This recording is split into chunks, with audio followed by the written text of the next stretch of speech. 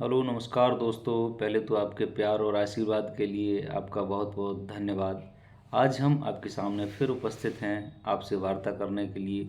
एक नए बिंदु पर, जिसका नाम है अर्थक्वेक यानी भूकंप। अब हम आज जानेंगे, आज के इस ग्रंथमाला में यूँ कह सकते हैं कि हम जानेंगे कि आखिर भूकंप कितने प्रकार के होते हैं, क्यों होते हैं, कब होते हैं, कहाँ होते हैं, कैसे होते हैं और ये घटित कैसे होते हैं। इनसे क्या कोई जान माल का नुकसान होता है तो किस स्केल पर आने पर क्या उसका मैग्नीट्यूड है,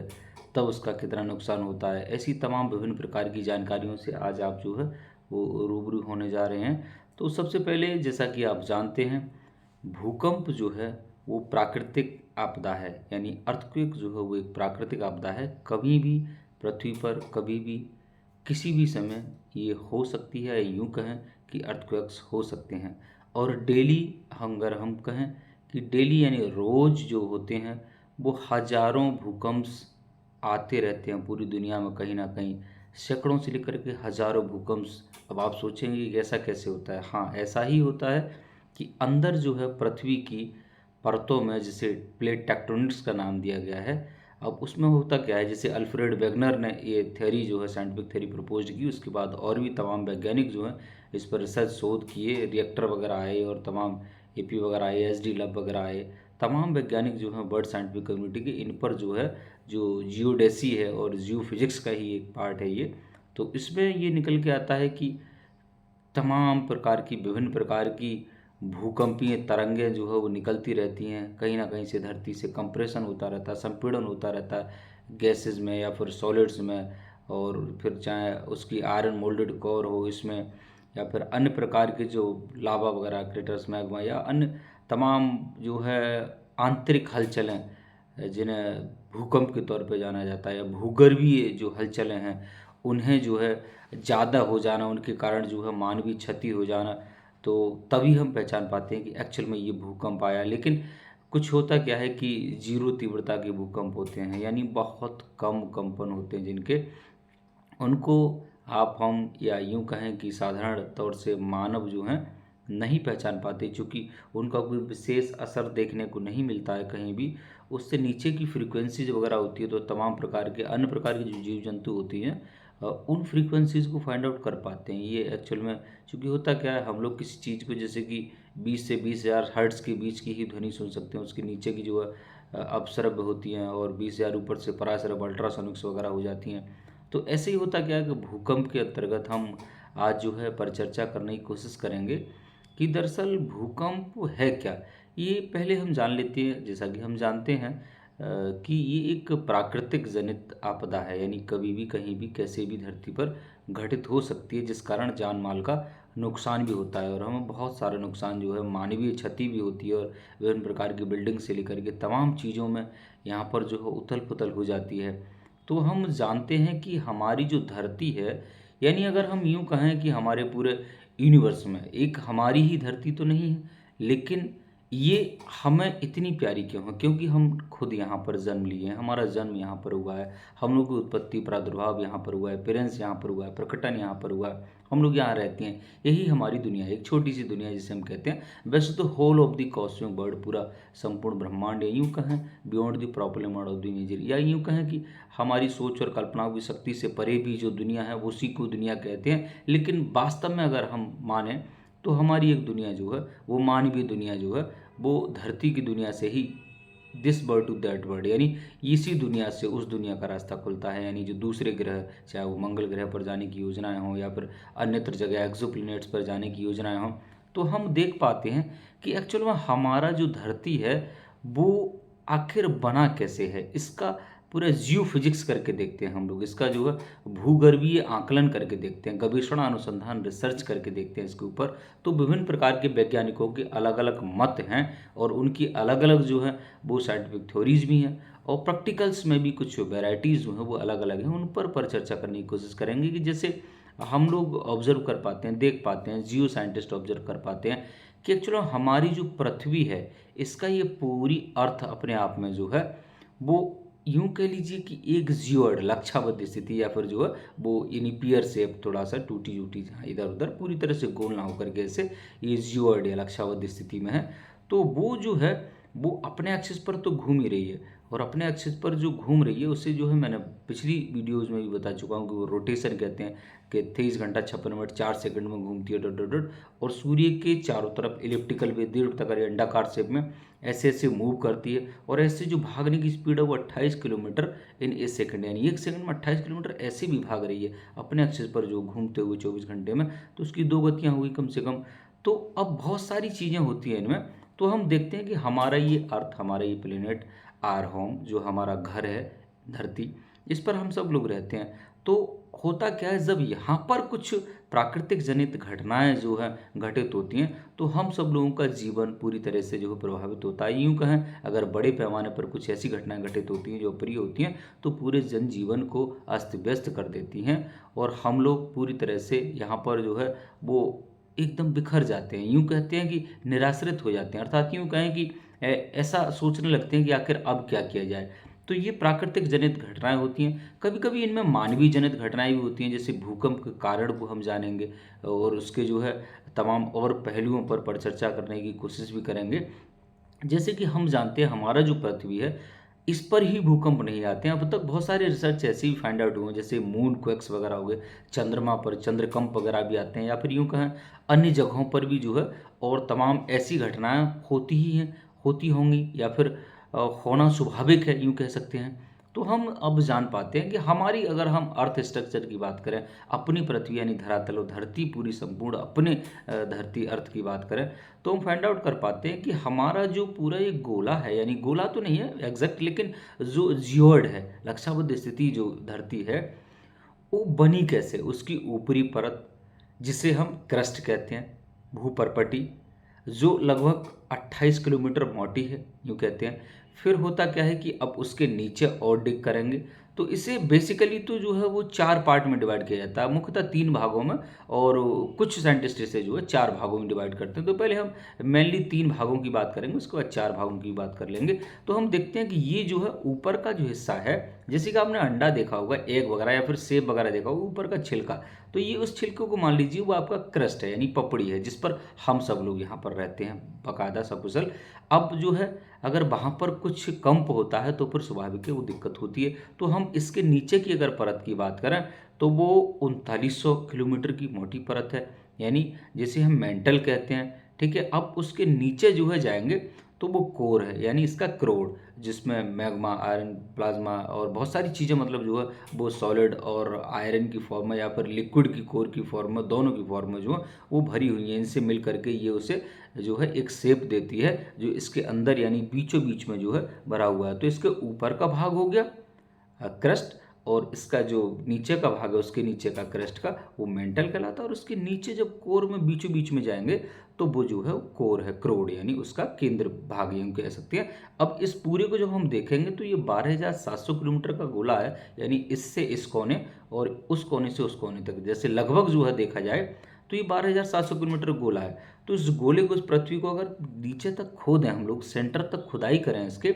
तो लगभग जो है 6,000 किलोमीटर तक जाएंगे। तो वहाँ पर जो है लगभग फाइंड आउट होता है कि 5500 से लगभग जो है 6,000 डिग्री सेल्सियस का टेम्परेचर है। यानी जैसे जैसे हम डिग करते जाएंगे, तो हम ये कहें कि 32 मीटर, प्रति 32 मीटर पर अगर हम खोदते हैं तो 1 डिग्री सेल्सियस टेम्परेचर बढ़ता चला जाता है। ये तमाम जियोलॉजिकल सर्वे, जो जियो फिजिक्स के माध्यम से तमाम चीज़ें जो प्राप्त हुई हैं, तो हम कह पाते हैं कि हाँ ऐसा हो रहा है। लेकिन इसमें क्या होता है कि अर्थ जो बनी हुई है अपने आप में, वो बहुत सारी जो है भूपर्पटी के साथ साथ बहुत सारी लेयर्स हैं। अब उसमें बहुत सारी चट्टानी हैं, रॉक्स वगैरह हैं, आयरन मोल्डेड फॉर्म में, लावा, मैग्मा, क्रेटर्स वगैरह, मतलब बहुत सारी चीज़ों से अपने आप में बनी हुई होती है अर्थ हमारी। तो हम देख क्या पाते हैं कि जो हमारी अर्थ है, इसके केंद्र बिंदु यानी बीचों बीचों, मतलब जो है वो पिघला हुआ लोहा, बेसाल्ट्स वगैरह, या फिर यूँ कहें कि और अन्य पदार्थ जो हैं इसके क्रोड में बैठे हुए हैं। फिर ऊपर ऐसे ऐसे सेडिमेंट्री रॉक्स वगैरह हो गई, आग्नि इग्नियस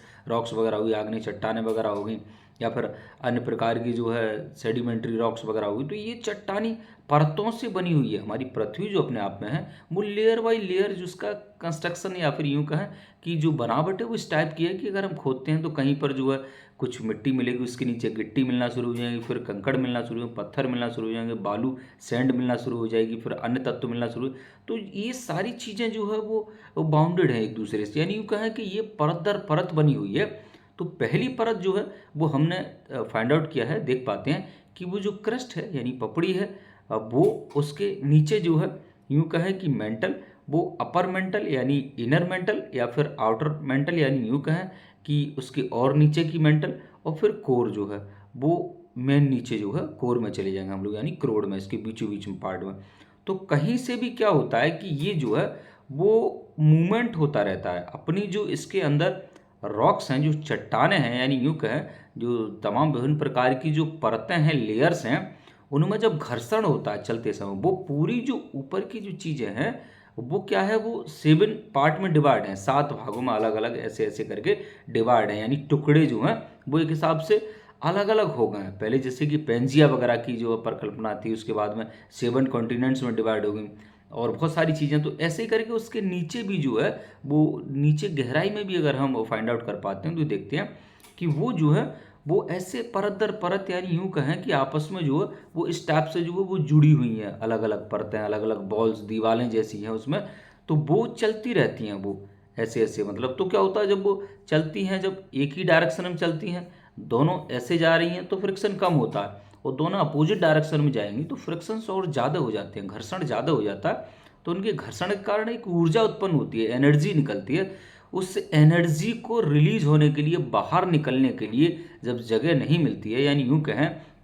तो क्या होता है वो एनर्जी निकलने की कोशिश करती है अचानक एकदम जो है। तो हाई प्रेशर, हाई डेंसिटी भी है इसमें जो है, और हाई बहुत ज़्यादा जो है इसके अंदर प्रेशराइज तौर से प्रेशर से निकलती है। तो उसके कारण वो जो है एकदम वेव्स में कन्वर्ट होती है, मतलब यूँ कहें कि वो एनर्जी जो है वो वेव्स के थ्रू चलती है, उन्हें हम कहते हैं सिस्मिक वेव्स या भूकंपीय तरंगें। अब वो उसके कारण वो निकलने की कोशिश करती है इधर उधर, जब उनके अंदर कोई डिस्टॉर्शन पैदा होता है, या फिर यूँ कहें कि अचानक जो है कुछ भूगर्भीय हलचलें पैदा होती हैं। बहुत कारण हो सकते हैं इनके, इन भूगर्भीय हलचलों के, जैसे कि प्राकृतिक कारण तो जो है ड्रिफ्ट, प्लेट टेक्टोनिक्स वगैरह जो प्रिंसिपल्स हैं उनके माध्यम से हम लोग फाइंड आउट कर पाते हैं। ड्रिफ्ट हो रहा है प्लेट्स का, या फिर टेक्टोनिक्स जो है वो कोलिजन हो रहा है, टकरा रही हैं आपस में, रगड़ खा रही हैं प्लेट्स वगैरह अर्थ की। तो जैसे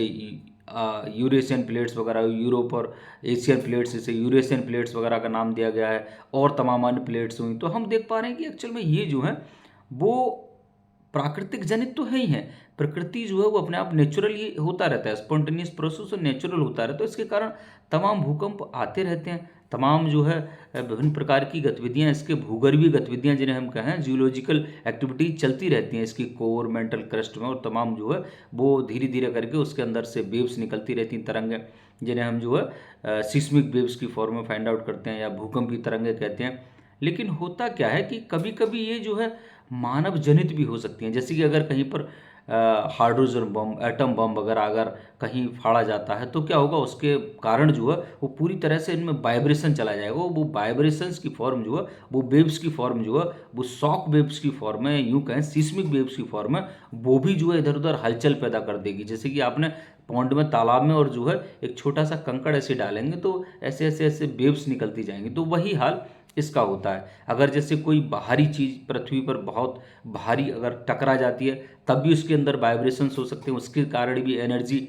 जो है जनरेट हो सकती है। और आंतरिक घर्षण, आंतरिक प्रक्रियाओं को, जो विभिन्न प्रकार की जो प्रक्रियाएं होती हैं, और जैसे मैंने बताया उनके कारण भी इसके अंदर जो है वो वाइब्रेशंस होते रहते हैं, या फिर यूँ कहें कि उनके कारण जो एनर्जी रिलीज होती है, इनके कारण जो वेव्स रिलीज होती हैं जिन्हें हम सिस्मिक वेव्स कहते हैं, उनके कारण भी ये हिल जाती है। क्योंकि हम लोग इसके ऊपर वाले, इस छिलके को मान लीजिए, इसके ऊपर वाली परत पर रह रहे हैं हम लोग, तो वहाँ तक पहुँच करके जो वो इफेक्ट कर देती है और वो हिला देती हैं। और हमारी दुनिया, यानी यूँ कहें हमारे जो बहुत सारे हाउस वगैरह हैं, होम वगैरह हैं, मतलब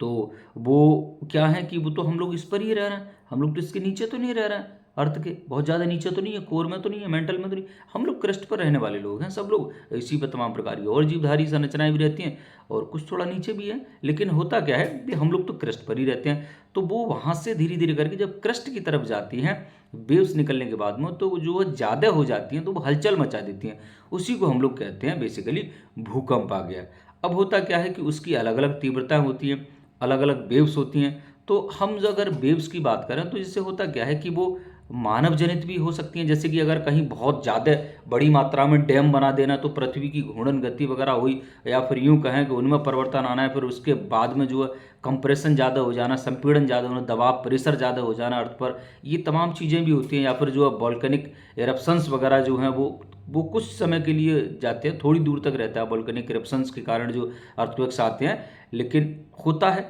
अब और तमाम भूगर्भीय हलचलें हुई, ये सब कारण हुए, या फिर मानव जनित कारण भी इसके हो सकते हैं। लेकिन मोस्ट प्रोबेबल जो ज़्यादा से ज़्यादा कारण जो हम कहें कि अत्यधिक कारण जो होते हैं वो हमारे हाथ में नहीं होते, या मानवों के हाथ में नहीं होती वो सारी चीज़ें, यानी यूँ कह सकते हैं वो प्राकृतिक जनित चीज़ें होती हैं। तो वहाँ पर मनुष्य जो है कभी कभी अपने आप को थोड़ा कम आंकना शुरू कर देता है। स्वाभाविक बात है, चूंकि सारी चीज़ें जो है वो मानवता के बस की बात भी नहीं है, चूंकि इतना बड़ा स्पेस यूनिवर्स है, इन्फानाइट एक्सपेंडिंग स्पेस है, अनंत विस्तार ब्रह्मांड में सारी चीज़ों को समझ पाना जो है पूरी तरीके से तो अभी तो इतना जल्दी संभव नहीं हो पा रहा। आगे आने वाले में समय में देखते हैं कितना संभव हो पाता है, और जितना संभव हो पाया है उतना अभी पूरी दुनिया के पास, वर्ल्ड साइंटिफिक कम्युनिटी के पास वो नॉलेज की फॉर्म में बढ़ता ही जा रहा है। कुछ ना कुछ रिसर्च, गवेषणा, अनुसंधान, खोज चलती जा रही है। तो खोज चलते चलते चलते चलते अब यहाँ खोज पहुँच चुकी है, यानी यूँ कहें कि हम ये जान चुके हैं कि भूकंप के कुछ जो है संभावित कारण, या कुछ समय पहले भी हम लोग जो है उसकी कैलकुलेशंस करके, फाइंड आउट करके, या फिर उनका जो है अनुमान जो है कर सकते हैं, या फिर उसकी जो है वो भविष्यवाणी कर सकते हैं एक हिसाब से। तो जैसे कि ये क्या होता है, अगर बड़े भूकंप आने वाले तो उनके अंदर से जो है कुछ अजीब प्रकार की वेव्स जो है बाहर निकलती हैं। उन वेव्स में आए हुए परिवर्तन के कारण जो है वो हमारे जो अन्य उपकरण बाहर ऊपर भी लगे होते हैं उन्हें भी पहचान सकते हैं, उनके कारण भी कुछ प्रायर इन्फॉर्मेशन, पूर्व सूचना जो है वो दे सकते हैं। अब दूसरा क्या होता है कि जो एकदम पता नहीं पड़ती अचानक, और अचानक जो है वो भूकंप जैसी कुछ चीज़ें आ गई, या फिर अर्थक्वेक्स आ गया, पृथ्वी हिल डुल गई पूरी, और आप लेटे हुए हैं, पूरा हिल डुल गया। तो आप सोचेंगे आखिर ये हुआ क्या। तो इन्हीं सब चीज़ों के लिए जानने के लिए तमाम वैज्ञानिकों द्वारा शोध, रिसर्च, गवेषणा, अनुसंधान किए गए और डिस्कवरीज की गई। ये फाइंड आउट हुआ एक्चुअल में कि जहाँ पर भूकंप आता है, यानी इस पॉइंट पर जहाँ से शुरुआत हुई है उसकी, और वहाँ पर तीनों वेव्स होती हैं। यानी चलने का कारण जो है वो तीन वेव्स के कारण होता है। उसमें पहली वेव्स जो होती हैं वो प्राइमरी वेव्स कहलाती हैं, यानी प्राथमिक वेव्स, जिन जो पहली के वेव्स जो हैं वो चलना शुरू होती हैं। तो वो जो है उनकी स्पीड बहुत ज़्यादा होती है। अब उनकी स्पीड जो है वो लगभग यूं कहें कि कैलकुलेशंस के थ्रू निकल के आता है 8 किलोमीटर प्रति सेकंड की गति से जो है वो चलना शुरू करती हैं, और बहुत तेज़ी से चलती हैं, और सबसे पहले वो धरातल पर यानी सरफेस पर हम तक हिट कर जाती हैं। तो उन्हीं के कारण हमें महसूस होता है या पता पड़ती है कि एक्चुअल में अब भूकंप आ चुका है। फिर क्या होता है कि जो सेकेंडरी वेव्स हैं, द्वितीय तरंगें हैं, जिन्हें एस वेव्स के नाम से भी जाना जाता है, पहली पी वेव्स जिन्हें कहते हैं, तो उनके चलने के कारण अब क्या होता है, सेकेंडरी वेव, वो पहली वाली वेव्स जो होती हैं जिन्हें हम पी वेव्स या प्राइमरी वेव्स कहते हैं, वो आपके सॉलिड, गैसेस, लिक्विड और ये तीनों माध्यमों में चल सकती हैं। इसके कारण जो है खड़ाक से नीचे से चलती हुई वहाँ से, और जो है वो आपके सरफेस तक पहुँच जाती है, और आप फील करते हैं कि हाँ जो है कुछ चीज़ें हिल गई, कुछ ड्रिफ्ट हुआ, उसमें कुछ परिवर्तन आया। तो उसके कारण क्या होता है कि आप लोग तुरंत एकदम सचेत हो जाते हैं। फिर अब उसी समय क्या होता है कि जो है सेकेंडरी वेव्स भी, इन्हें एस वेव्स के नाम से जाना जाता है, वो भी लगभग जो है 4 किलोमीटर पर सेकंड की स्पीड से भागती हैं। तो वो क्या होता है, वो सॉलिड में ही चल सकती हैं, वो जो है वो लिक्विड में नहीं चल सकती। वो जाते जाते जाते आते धीरे धीरे करके जो है वो ख़त्म हो जाती हैं। लेकिन क्या होता है कि वो अब हानि तो दोनों ही पहुंचाती हैं, तीनों ही। अब तीसरी वेव्स जो होती हैं जिन्हें टर्सरी वेव्स कहा जाता है, अब उनका जो है इन्हें लब वेव्स भी कहा जाता है। चूँकि एच डी लब एक साइंटिस्ट थे, उन्होंने इसको डिस्कवर किया था, इनके बारे में पूरी संरचनाओं के बारे में विस्तृत अध्ययन किया था। इसके कारण जो है उन्हें लब वेव्स के नाम से भी जाना जाता है। तो वो क्या होता है, टर्सरी वेव्स वो जो हैं वो भी तीनों में चल सकती हैं, लेकिन वो जो हैं वो सबसे ज़्यादा डिस्ट्रक्टिव होती हैं, मतलब विनाशकारी होती हैं। उनके कारण सबसे ज़्यादा विनाश होता है जो है। यानी यूँ कहें कि वो चलती तो धीरे धीरे है, धीरे धीरे लगभग 1.5 से 3 किलोमीटर जो है पर सेकंड की गति से स्पीड जो उनकी होती है, लेकिन वो जो है वो डिस्ट्रक्टिव ज़्यादा होती हैं, वो विनाशकारी बहुत ज़्यादा होती हैं, चूँकि लास्ट में जाके हिट करती हैं और उनके कारण क्या होता है कि जान माल का नुकसान होता है बहुत ज़्यादा। तो जैसे कि अगर भूकंप वगैरह आते हैं तो बचने के लिए क्या किया जाए कि जहाँ पर भी अगर आप लोग हैं तो किसी मकान में हैं, किसी जो है अपने एक कोने पे जा कर के किसी एक कोने पर जा कर के छुप जाइए, या फिर अगर भूकंप आ गया और आप अंदर ही हैं तो आप ये भी कर सकते हैं बचने के उपाय के तौर पर कि आपकी कोई टेबल मेज या सोफ़ा बेड वगैरह उसके नीचे जा कर के आप लोग तत्काल जो है वहाँ के वहीं दुबक सकते हैं और वहाँ पर बच सकते हैं। और बाहर हैं अगर आप लोग तो बिल्डिंग से बाहर ही रहें तो बेटर है, क्योंकि स्वाभाविक बात है शेकिंग होने से हिलने के कारण क्या होगा कि वहाँ पर जो बहुत सारी चीज़ें जो है इधर उधर जो भी हैं पेड़ पौधे वगैरह या कुछ भी चीज़ जो वो गिर सकती है तो हानि पहुँचा सकती है। तो ये बचा भी जा सकता है इन चीज़ों से, लेकिन अभी तक इनके बारे में सटीक जानकारी दे पाना बड़ा मुश्किल हो रहा है। और अलीपुर वगैरह में जो है कोलकाता में इसको जानने के लिए फर्स्ट ऑफ ऑल 18वीं सदी के करीब में जो है वो लगाया गया था, एक सिस्मिक वेव सेंसर्स वगैरह लगाए गए थे तो उनके माध्यम से। और अब हम लोग देखते हैं जो एक सेंटर होता है जहाँ से चीज़ें चलना शुरू होती हैं, यानी यूँ कहें कि वो जहाँ से जनरेट होती हैं और जहाँ से जनरेट होकर के जो चीज़ें चलती हैं वो धीरे धीरे करके ऊपर पहुँचती हैं और ऊपर सटीक सीधा ऊपर, जैसे कि यहाँ से जो है ये है और यहाँ से जनरेट हुई चीज़ें यहाँ से जो है अब ये जनरेट हुई जो है, यानी यूँ कह सकते हैं इसका जो वेरी सेंटर है, यानी यहाँ से जो चीज़ें जनरेट हुई और धीरे धीरे करके जो वेव्स हैं वो सीधी यहाँ तक पहुँची तो इसे एपिसेंटर कहलाएगा, मतलब जो है। और ये इसका फोकस हो गया जहाँ से चीज़ें शुरुआत होती हैं, तो फोकस पे से मतलब चीज़ों की शुरुआत होती है, शुरुआत होने के बाद में यहाँ से चल करके ये जो है वो सीधी सीधी जो है यहाँ पर पहुँच जाती हैं तरंगें। तो इससे जिस जगह पर पहुंची उस जगह को हम लोग कहेंगे ये एपिसेंटर है, अब केंद्र है, मतलब यहाँ से अब वेव्स जो हैं वो वेव्स यहाँ से इधर उधर जो है वो जाएंगे। होता क्या है धीरे धीरे जाने के बाद में जो है जैसे कि प्राइमरी वेव्स हैं वो भी धीरे धीरे करके रिफ्लेक्टेड हो जाती हैं, रिफ्रैक्टेड हो जाती है, परावर्तित तो आवर्तित होती होती उनकी फ्रीक्वेंसी जो है वो कम होती जाती है। लेकिन होता क्या है कि अब हम अगर प्राथमिक वेव्स की बात करें, पहली वेव्स जो हमारी होती हैं अगर हम उनकी बात करें तो हम फाइंड आउट कर पाते हैं कि एक्चुअल में इनका जो हाई फ्रीक्वेंसी है, यानी फ्रीक्वेंसी उनकी जो पी वेव्स होती है उनकी फ्रीक्वेंसी बहुत ज़्यादा हाई होती है, मतलब वो ऐसे ऐसे करके जाती हैं। और लो उनका जो है वो वेव लेंथ होता है, वेव लेंथ उनकी लो होती है। और जो सेकेंडरी वेव्स होती हैं उनकी मीडियम होती है, वेव लेंथ भी मीडियम होती है और फिर जो है फ्रीक्वेंसी भी मीडियम होती है। अब जब अगर हम बात करें लो फ्रीक्वेंसी होती है जो एल वेव्स होती है उनकी फ्रीक्वेंसी लो होती है, लेकिन धीरे धीरे करके वो जाते जाते हाई वेवलेंथ हो जाती है। मतलब क्या करें कि उनकी जो है वो वेवलेंथ बहुत ज़्यादा हाई ऐसे ऐसे होती चली जाती है, लेकिन फ्रीक्वेंसी जो है वो लो होती चली जाती है। तो बहुत ज़्यादा जो है वो धीरे धीरे करके ज़्यादा दूर ऐसे ऐसे जाती रहती हैं और वो नुकसान पहुंचा देती हैं बहुत बड़ी मात्रा में। यानी यूँ कहें कि जैसे अगर एक लाइन लगी हुई है उसमें सब लोग खड़े हुए हैं, कई लोग लाइन से ऐसे ऐसे खड़े हैं, उसके बाद में एक व्यक्ति ने पीछे से जो है वो धक्का दिया, उसके बाद में वो धक्का सब में थर थर लगता जाएगा और अगला वाला जो व्यक्ति खड़ा हुआ है वो मान लीजिए कि किसी काउंटर पर खड़ा हुआ है तो वो जो है उसमें जाके भिड़ जाएगा, एकदम लग जाएगी उसकी। और अगर उनमें से ये तो हुई प्राइमरी वेव्स की बात, दूसरा क्या है कि अगर वो पीछे जा करके और फिर धक्का लगाए तो और तेजी से जैसे ऐसे ऐसे करके तब भी वो भिड़ेगा। लेकिन अगर अगर उनमें से बीच में से एक व्यक्ति निकल के 90 के कोण पर ऐसे चला जाए तो उसको कहेंगे कि ये जो है वो सेकेंडरी वेव्स हो गई, वो तो प्राइमरी वेव्स हो गई पहले। अब जो है वो पीछे से आके जब वो धक्का लगाएगा तेजी वाला तो क्या होगा कि वो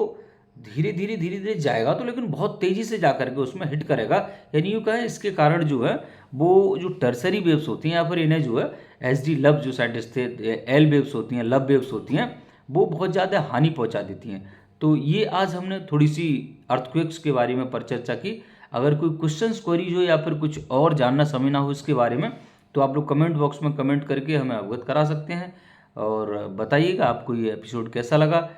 तो थैंक यू, जय हिंद, जय भारत।